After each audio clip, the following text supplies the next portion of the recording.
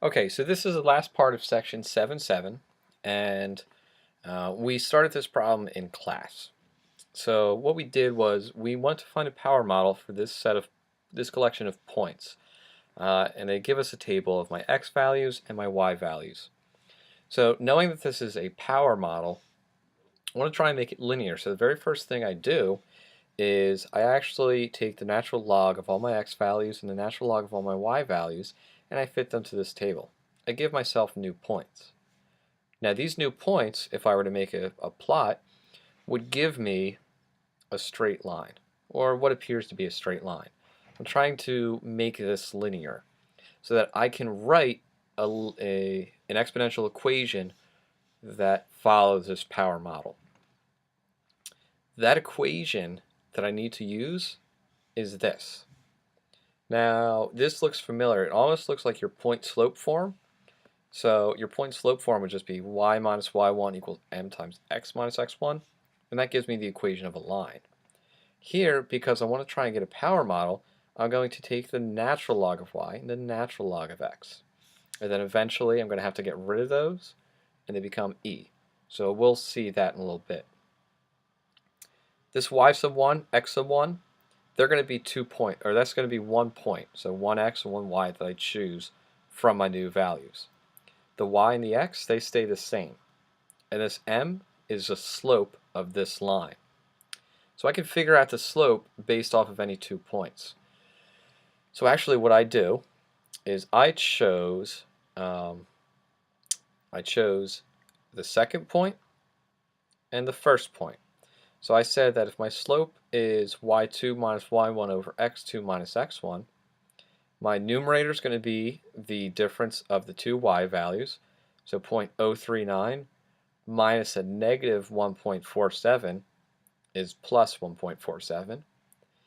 And then if I have my 1.07 minus 0.64 in my denominator, I'm left with 0.43. So my slope, m, is 3.51. Now what I have to do is I have to say, okay, here's this equation that I need to fit.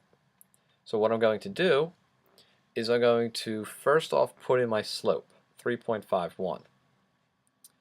Natural log of x stays as natural log of x, and I need an x sub 1.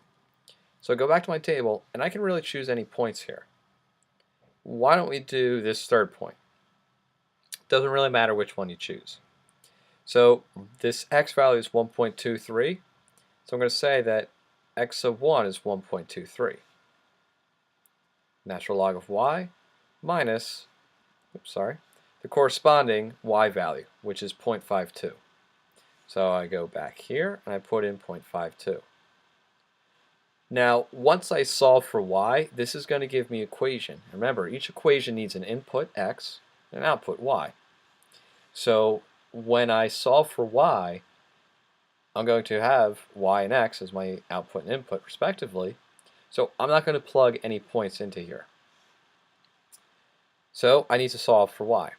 Well, the very first thing I would want to do is make this a lot neater. So I'm going to distribute the 3.51 in.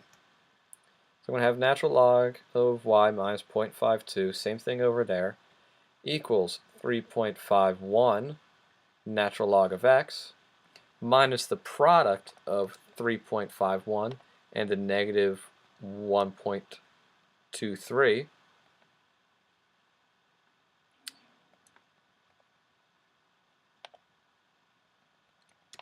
And that is 4.32. Well, I can see right here I can combine my like terms. So if I have a negative 4.32 and I add this 0.52 from the other side, I'm going to have that the natural log of y is equal to 3.51 natural log of x minus 3.8. Alright, now here's where it gets a little bit tricky.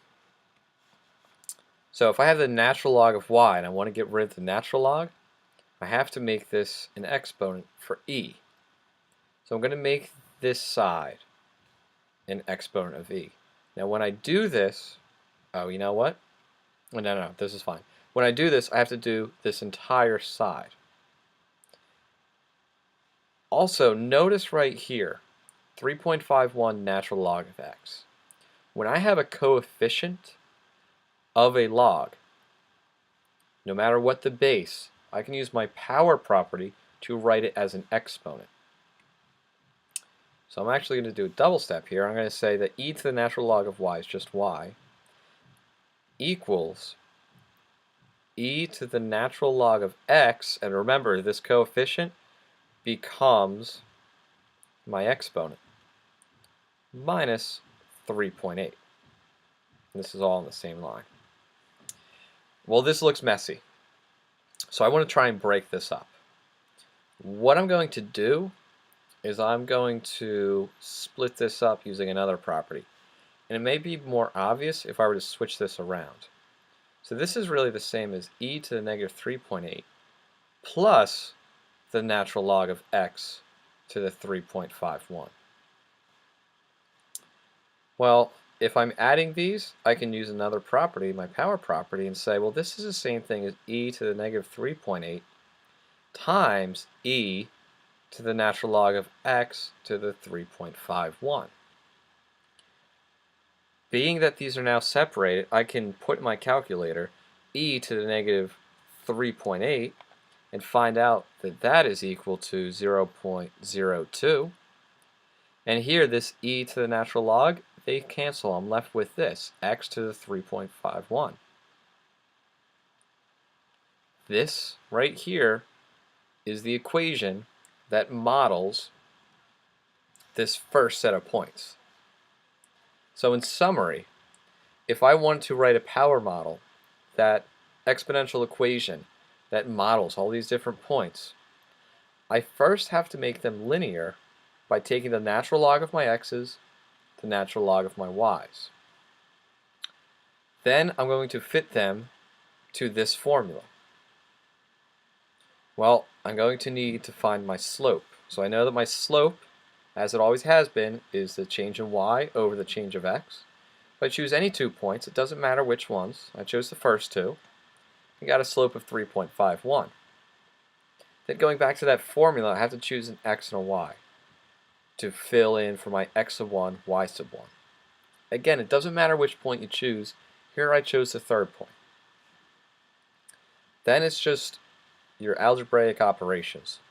So once I distribute in that 3.51, I can see that I combine my like terms of 4.32 and 0.52. Then I raise both sides and make them an exponent of base e. The natural log and the e cancel out over here. And then I just use my power property and my product property to write my equation. So make sure you're checking the Moodle for more notes. If you have any questions, please let me know. And happy mathing.